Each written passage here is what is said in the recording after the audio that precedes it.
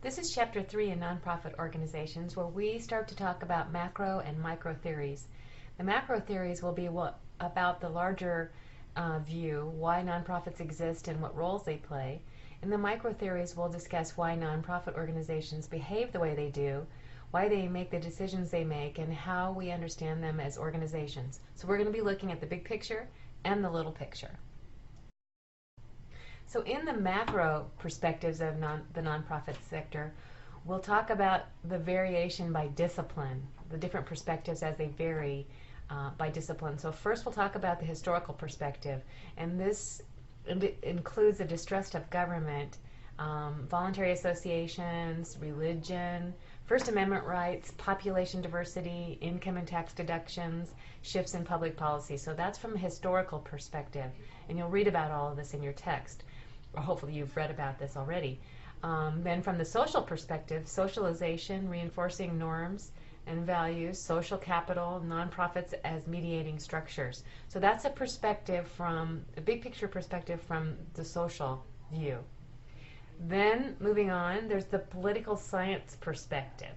That's nonprofits that as they fill the gap that government cannot. They can accommodate, they can be diverse, experiment, they have freedom from bureaucracy and attention to minority needs. So looking at nonprofits from a political scientist perspective, they fill the gap that government cannot, they're accommodating, diverse, they can experiment, they have freedom from bureaucracy and attention to minority needs. Now from an economic perspective, nonprofits versus private versus public goods. So that's private versus the public, externalities, market and government failures, nonprofits as gap fillers, and supply side theories. So read the text and understand that this discussion is, again, from the macro perspective of nonprofits and how they vary by discipline. So in this slide, we're going to talk about the macro perspective of the nonprofit sector by motivation. Motivation theories include altruism versus self-interest. So that's your spectrum from altruistic all the way through to self-interest. So for nonprofit organizations, individuals may be inclined toward philanthropy due to these following things. Some may be altruistic and some may be self-interested. The first being hyperagency, where there's an enhanced capacity of the wealthy individuals to establish or substantially control the conditions under which they and others live. There's also identification, where the donor may be empathetic with the needs of others. And there's also association, identification with the people in need, resulting in actually providing donations. There's a few words missing there, but actually being philanthropic based on being able to identify with the people in need. Then there's the contemplation of death, which is a desire for legacy. If somebody's getting close to dying, they may have the desire for legacy. Also gratitude, appreciation of the benefits that have been received and the desire to give back to society. And then also tax aversion, the desire to minimize taxes through tax deductions by giving donations to charitable organizations. We're going to be talking about the macro interdisciplinary perspective of the nonprofit sector. This is where we talk about the theory of commons, which is a widely admired but not universally accepted theory. This challenges the economist's perspective, which refers to the nonprofit organizations themselves or protected space for the collective expression of what people find most important in their lives. The theory of commons adds a third category of goods alongside private and public good categories. So when we talk about private goods, we're talking about goods that benefit the consumers who pay. When we talk about public goods, we're talking about goods that benefit everyone, compelled through the government tax system. And then common goods would be a third type, which this would be goods that are of interest or benefit only to the members of the particular commons.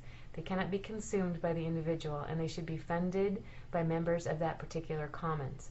And remember, this is theory, and what we're talking about is explaining the nonprofit sector. So those are different theories that relate to the interdisciplinary perspective. Now we shift over to the micro perspective, And there are 6 common characteristics of nonprofit organizations, and this is the internal environment of nonprofit organizations. The first is that they're organized entities. Second is that they're private. Third, they do not distribute profits. Fourth, they are self-governing. Fifth, they are voluntary. And sixth, they provide a public benefit. Those are very important common characteristics of nonprofit organizations from a macro perspective. So now we're going to take them one at a time and talk about the individual characteristics, the first being organized entities. Nonprofits are formal organizations. They're incorporated under state law with the same benefits as business corporations. They have a legal entity and they are separate from the individuals that control it. Now keep in mind this is state law. They must file formal charter documents.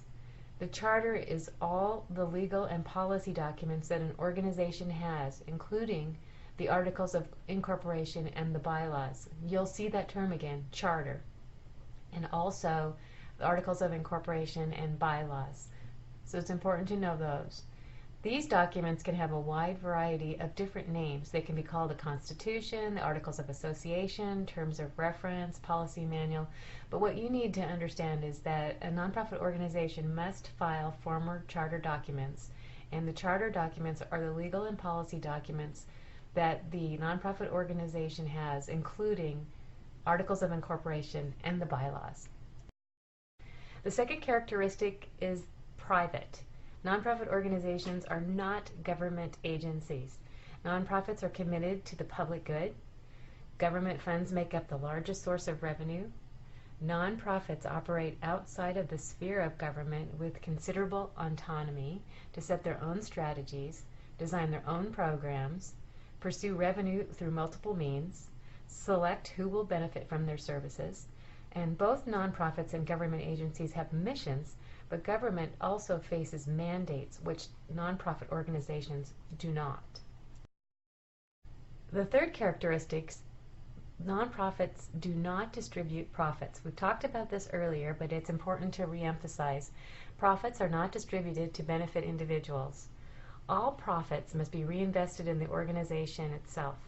There are no shareholders. There are no dividends paid for investing like there would be in a private business. There's no excessive compensation for management. I've alluded to that before. You can't overpay your managers like they can in the private sector. Consider that like Wall Street. So there's no excessive compensation allowed for management of nonprofit organizations. And salaries must be based on services provided. So you have to provide a service in order to obtain your salary in a nonprofit organization by law. The fourth characteristic, self-governing. Nonprofit organizations are not government agencies. They're not controlled by the government or individual owners. The control lies with the board of directors or the board of trustees, and there is most often also an executive director, but the control lies with the board of directors or the board of trustees.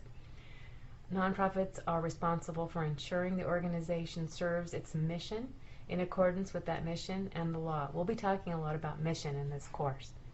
The board also has responsibility for the overall welfare of the organization itself. The fifth characteristic is voluntary. Nonprofit organizations are rooted in the tradition of voluntarism. Most board members are volunteers. Now there are paid board members, but the majority of board members are volunteers. Substantial number of service volunteers assist in program delivery. When you hear about volunteers working for nonprofit organizations, that's what they're talking about here. There's a substantial number of service volunteers that work in the delivery of the nonprofit organization's programs. Volunteerism was rooted in history, which you've read in the book in the history section. The values of inclusion and openness are part of the culture of nonprofit organizations.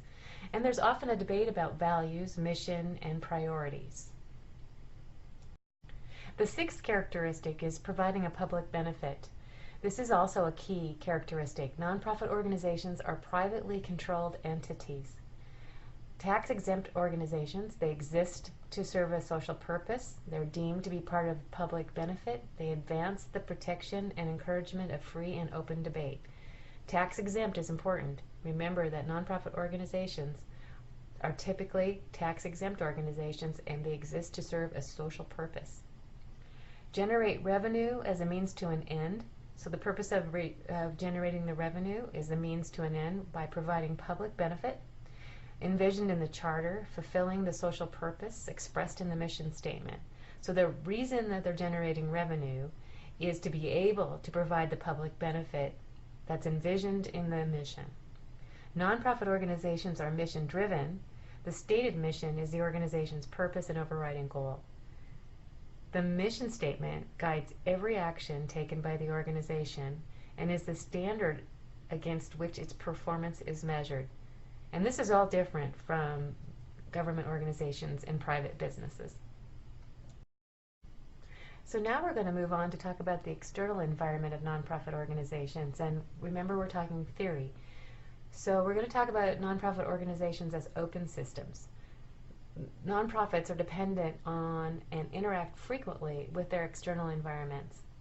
The shift away from emphasizing the internal mechanisms of an organization operation. So we're talking about moving away from the bureaucracy and focusing on the relationship between the organization and the external environment, for example, social context. Volunteers choose to be associated. There's a voluntary attitude. They're motivated as much by the nature of the work as the mission, and the mission as by the pay, and they see themselves as performing a service. That's the volunteers. Nonprofits need to assess and adjust changes in the external environment. So that we're looking at nonprofits as an open system, and these are characteristics of an open system and how that relates to nonprofits. And now we're going to talk about resource dependency.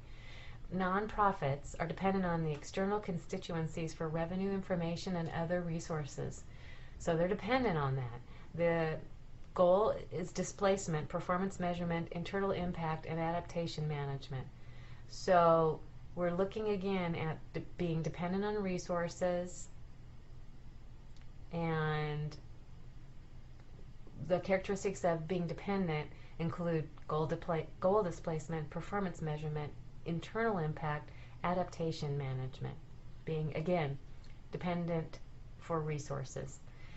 Now we're talking about isomorphism, and this is where nonprofits in the same field tend to become more and more like each other as a result of facing similar influences from their environment. So they become more and more alike. So that's that terminology, and we're looking at all of these as theories about how to describe and explain nonprofit organizations. And this slide reviews three: the open systems, the resource dependency, and the isomorphism. Now we shift over to internal environment, where we're going to talk about the structures and the organizational culture. The structures and the culture attempt to explain why some organizations are relatively bureaucratic and centralized, while others are more entrepreneurial and flexible. So now we take a look at the task environment and the organizational culture. In the task environment, the internal structure is a reflection of the day-to-day transactions that make up a nonprofit organization's work. So that's what's going on within the day-to-day. And then we can also take a look at, from an organizational culture perspective, where we talk about the artifacts and creations, the basic values, and the basic assumptions. Nonprofit culture is typically voluntaristic, cooperative, consensus-driven, and values service. So this again is taking a look at a nonprofits from an internal environment, and we broke that down into the structures and the organizational culture.